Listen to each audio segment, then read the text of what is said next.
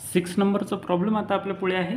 1/3x + y = 10/3 आणि equation first जो होतं ते सेकंड इक्वेशन आहे 2x + 1/4y = 11/4.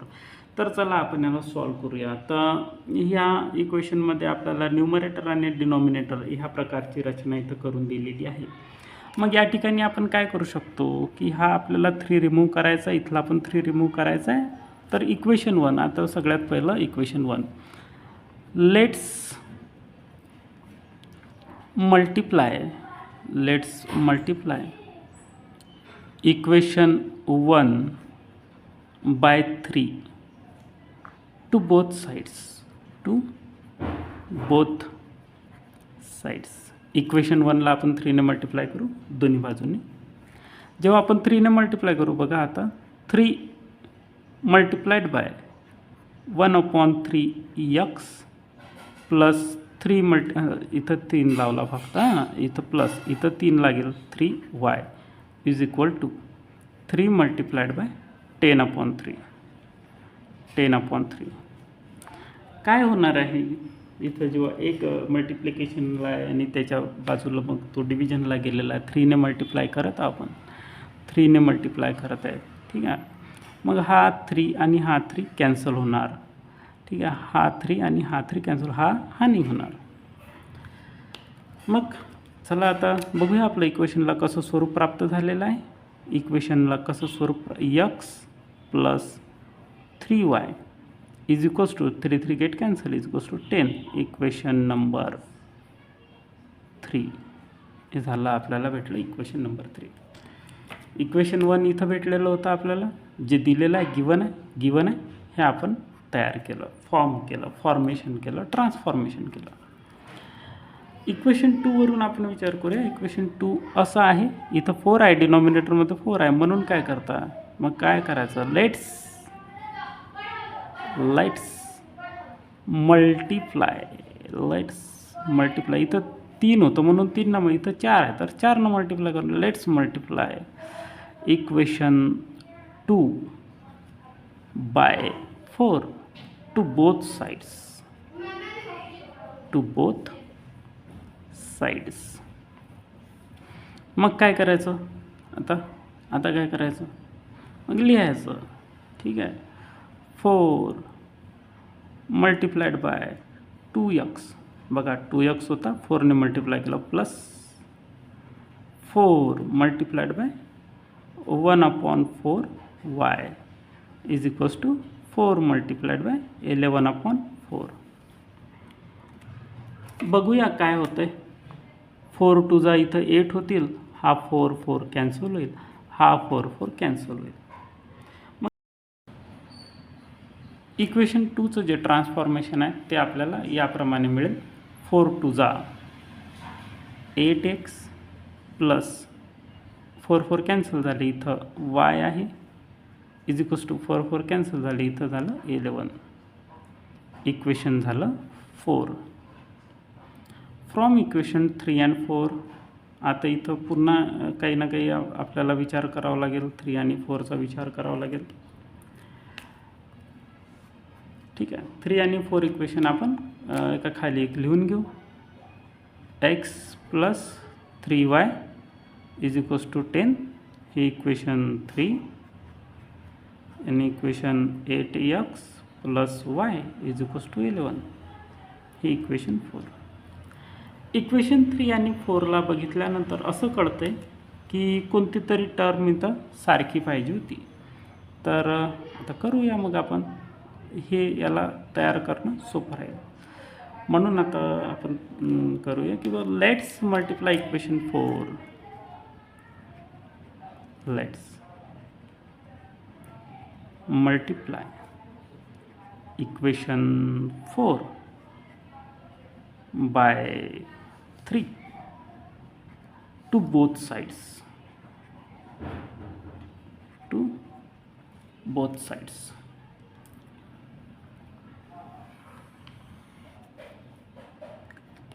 इक्वेशन 4ला जेव्हा आपण बोथ साइड्सने मल्टिप्लाय करू त्यावेळेस इक्वेशन 4 इथं आहे आणि आपण याला 3ने मल्टिप्लाय करत आहोत, तर 3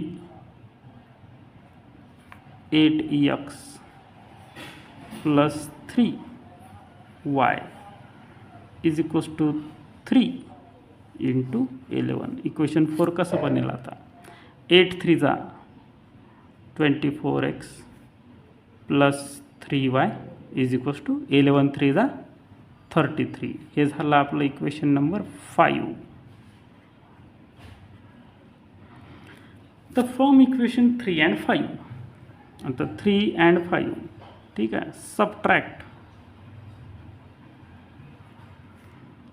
इक्वेशन 3 फ्रॉम इक्वेशन. मग आता आपण करत आहोत सबट्रॅक्ट इक्वेशन 3 फ्रॉम 5. इक्वेशन 5 मधून इक्वेशन 3ला आपण सबट्रॅक्ट करत आहोत. 24x plus 3y is equals to 33, equation 5. आणि equation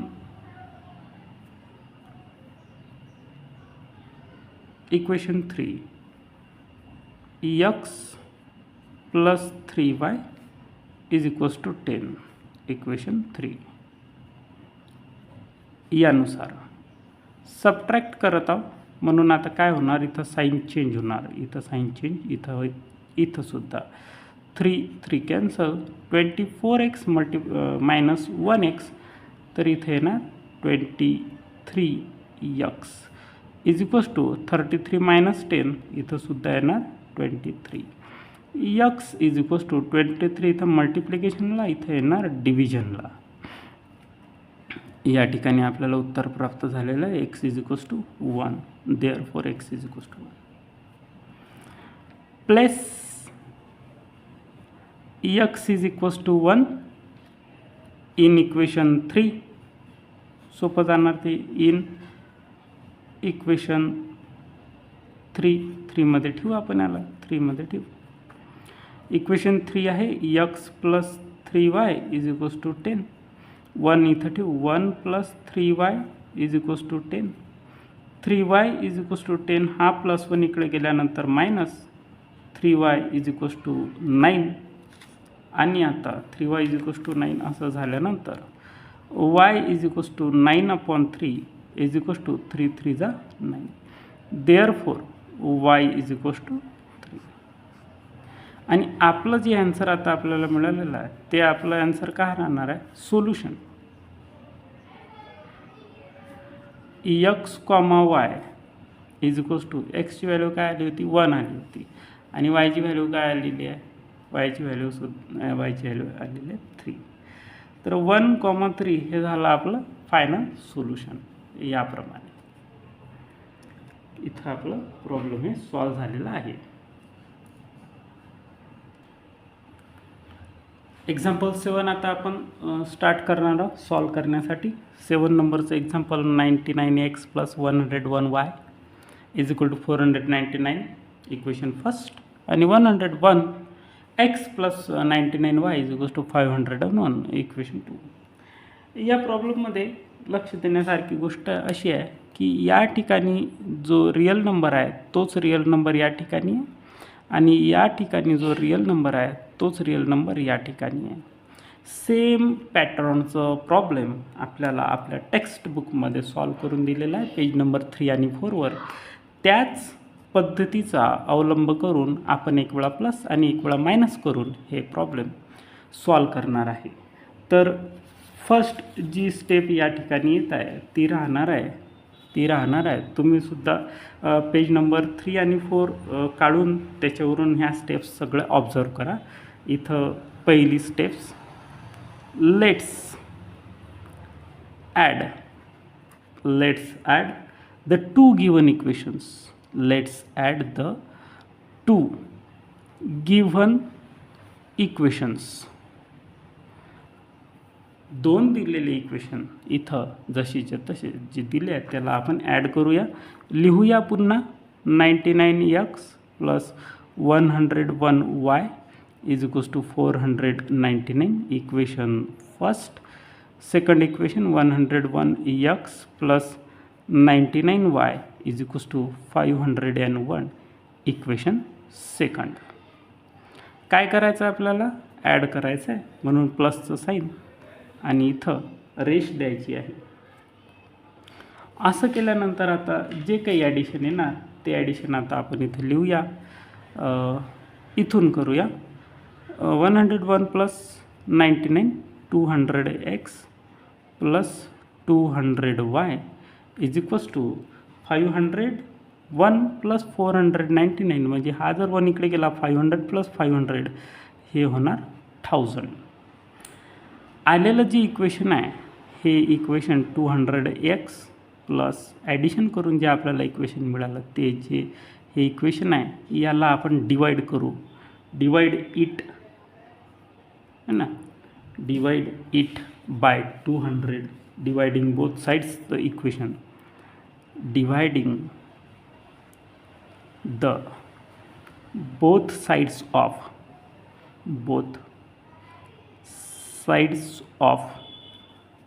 the equation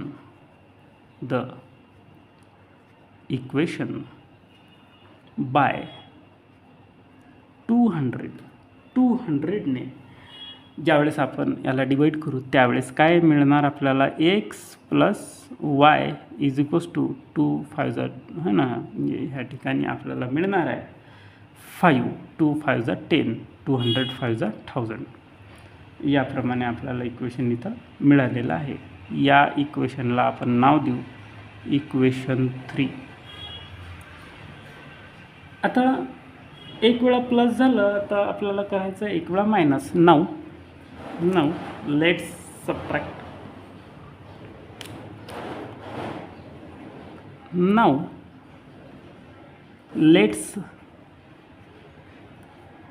subtract equation 2 from equation 1, equation 2 from equation 1. Same जसं तसं पुन्हा लिहायचं आपल्याला.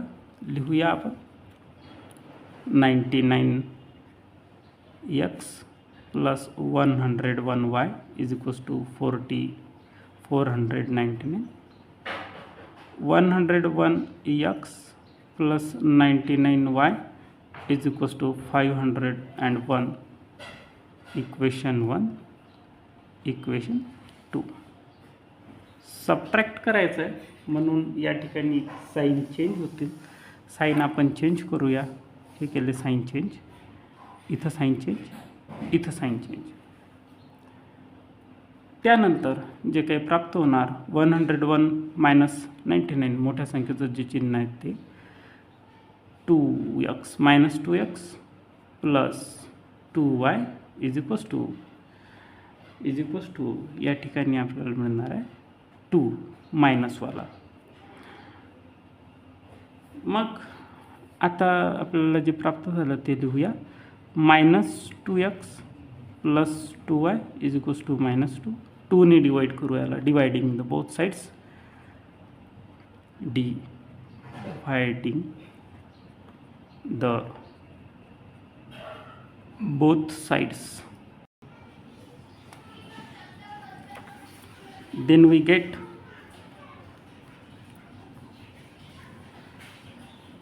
minus x plus y is equals to minus 1.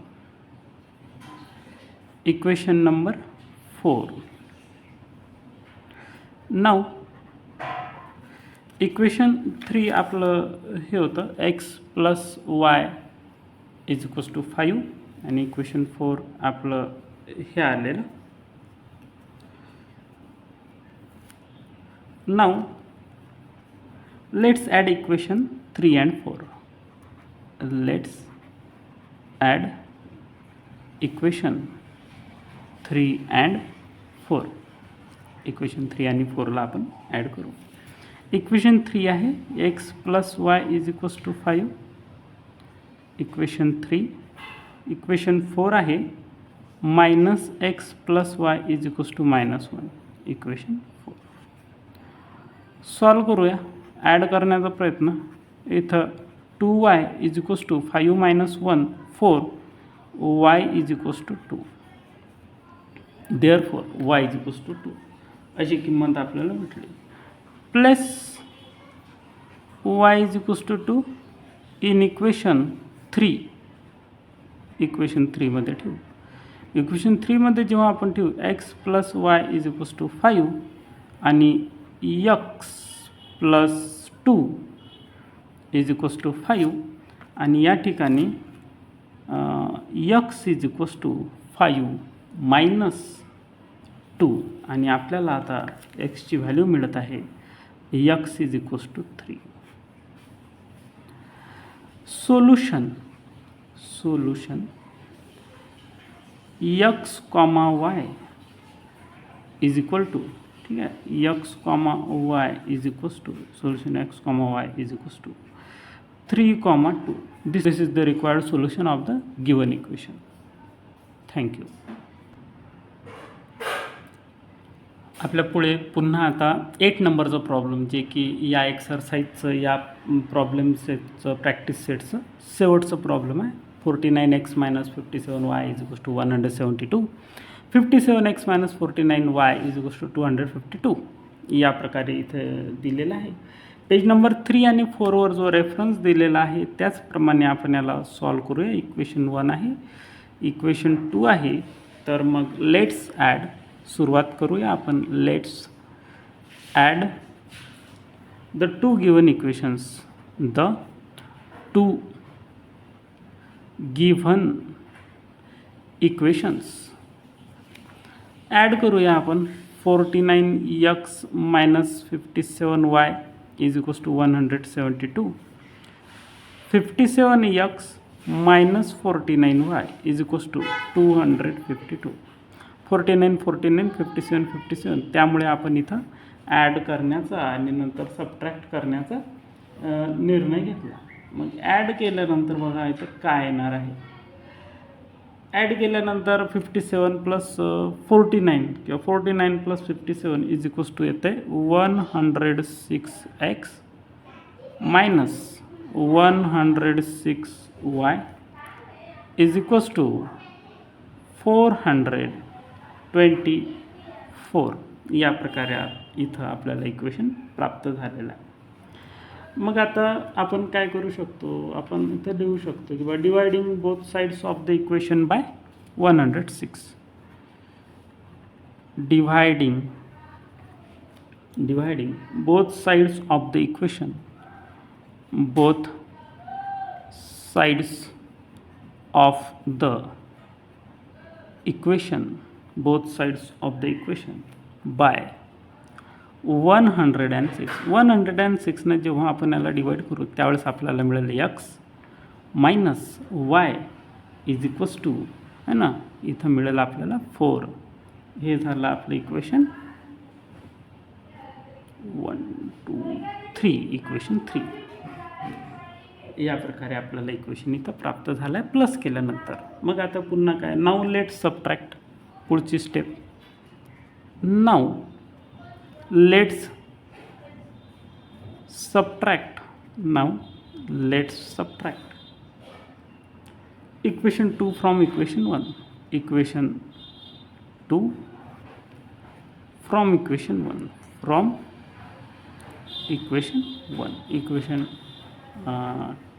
1ला 2मधून मायनस करू. ठीक आहे, हा इक्वेशन 1 होता, हा इक्वेशन 2 होता. मग आता पुन्हा तसंच लिहू.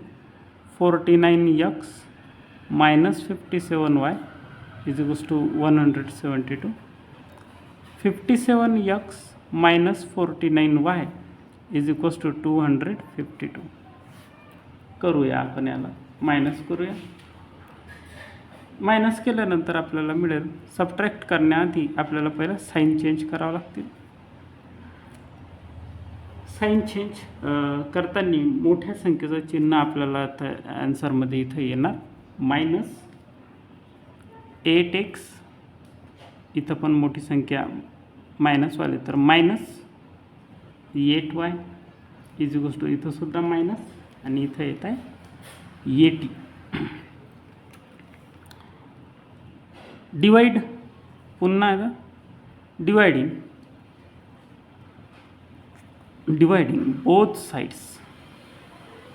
dividing both sides of the equation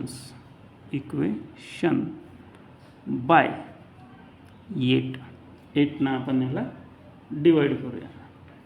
divide केल्यानंतर जे आपल्याला मिळते ती टर्म आहे x plus y is equals to 10.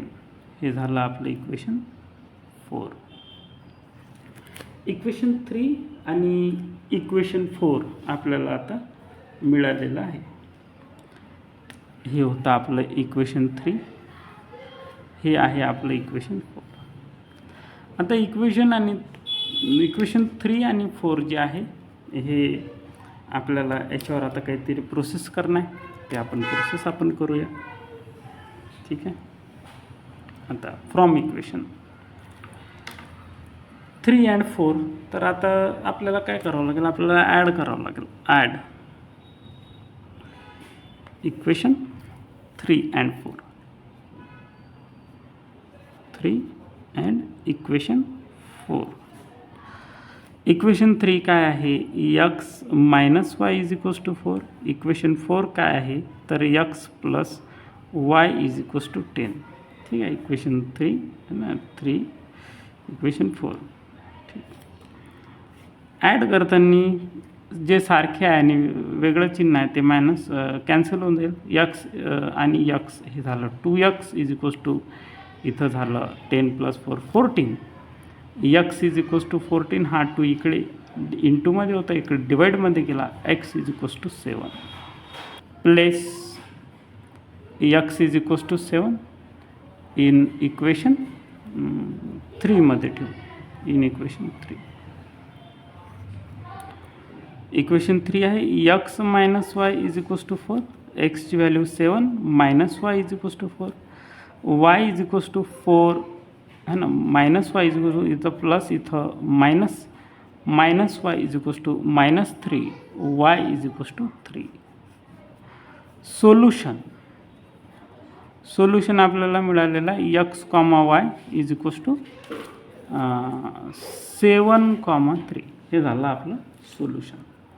या प्रकारे हे प्रॅक्टिस सेट 1.1 या ठिकाणी आपण आपलं आटोपलेलं आहे.